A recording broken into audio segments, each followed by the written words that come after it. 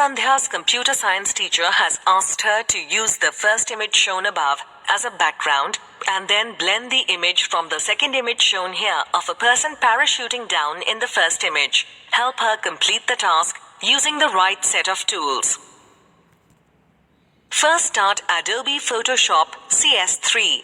Then open the first image to be used as a background. Now to add an image from second figure of person parachuting down, open the second figure. Before we move on, let's answer this question. Which tool is used to select adjacent areas of the same color in an image? Yes, that's correct.